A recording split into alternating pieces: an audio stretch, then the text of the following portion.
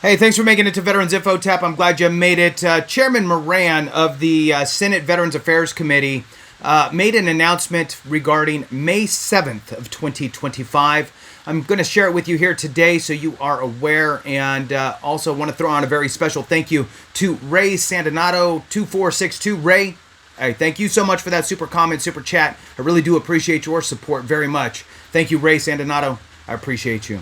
All right, so jumping back into this, on the website for the U.S. Senate Committee on Veterans Affairs, under the majority news for Chairman Moran, who is the chairman of that committee, on April 21st, he announced a committee hearing with Secretary Collins on May 7th. So that's going to be upcoming, and I'll do my best to get that on here as well.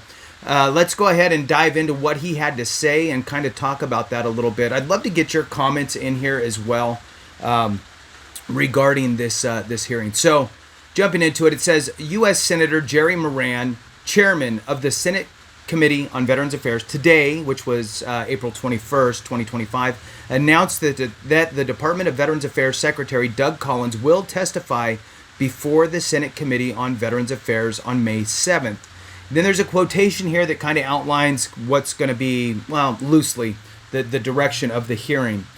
So please hit the thumbs up, subscribe, share with a friend, all that good stuff. I really appreciate it. Every thumbs up, every minute watch really does help the channel expand its reach, which is what we're trying to do. All right. Now, this is the quotation. Secretary Collins, and I believe this is from Moran, from this chairman. So Secretary Collins will testify before the committee to lay out the department's plan for improving the VA over the next 4 years and providing quality and timely care and benefits to our nation's heroes and their families, said Senator Moran. This will be an opportunity for members of the committee to ask questions about recent and planned changes underway at VA, and for our committee to receive an overview of the Secretary's goals and priorities 3 months after his bipartisan confirmation. I look forward to his testimony on May 7th. All right, so that is the official announcement on the Senate website there. So, look, what do we know? We know that the VA has a lot of changes going on. They're cutting millions and millions of dollars in contracts, equating to who knows how many thousands of contracts. They're eliminating personnel. They're making a lot of changes with regard to the availability, we'll say, of community care for veterans. So what are your thoughts, right? What are some, I guess, really good questions that should be asked, right, during this hearing? I think that, looking at how they're going to bridge the gap, right, that is left by the elimination of nearly 80,000 employees. And who knows what the final number will be. I mean, look, at the end of the day, the 80,000 number was essentially a target, a goal, if you will. So if you identify as the Secretary of the VA that, whoa, sure, 80,000 is a goal, but now that I'm in and I'm neck deep in this, now I can see that really maybe 20 we can get rid of, but 80 is just too far. Is he going to come back and have those types of discussions? Or is it just going to be, yep, 80 and we'll figure it out? It seems to me as though technology is going to play a big part in this. And I don't know how good or bad that is. The one thing I will say, and let's back up. Let's back up before anything changed, right? And any sort of proposals changed. I mean, you can go back 3 years, 2 years, 7 years, 8 years, 10 years. Go back as far as you want. The one thing that I would say that at that point in time, now put your hat on of that time, whenever that was.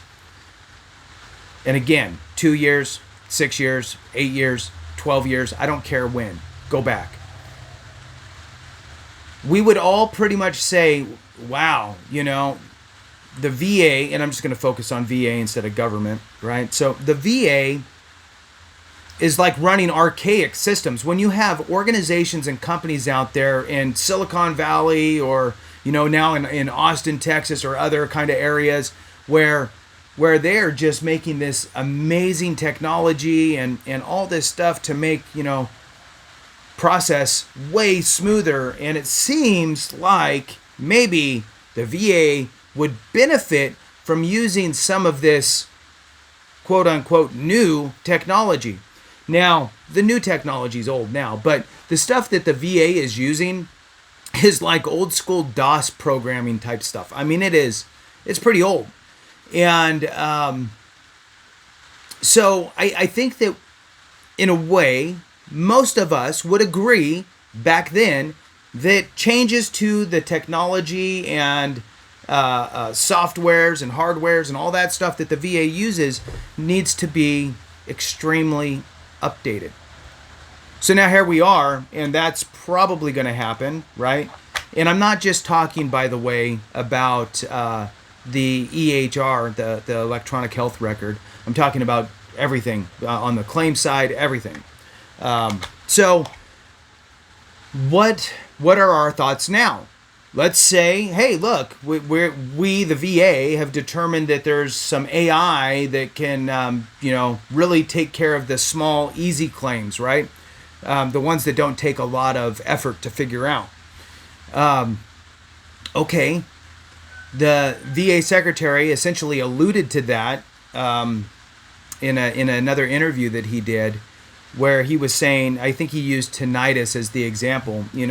We'll have this software that can basically go through it and go, oh, okay, well, you were artillery, or you were a mechanic, or you were a mortarman, or whatever, and exposed to loud noises, and you have tinnitus, and and you've had a desk job ever since and didn't have loud noises. Okay, that probably originated from that. Let's just grant that and move on. So it's weird that he used that as the example because of the changes that are coming. So there is that, but I think that it's the direction that we're going to go, though, right? So I think that we're going to see AI systems implemented into changes for benefits claims processing. We have the EHR that's going to roll out. How are these things going to impact us? How are the elimination of 80,000 folks going to impact us? It's going to be a really interesting, couple years. I'm very, very, very curious to look back a year or two from now and do like a compare and contrast, right? So anyway, with that, May 7th, and I will try to get that on here. Thanks for watching. I appreciate you. Have a great one. And remember, if we don't take care of each other, something went wrong.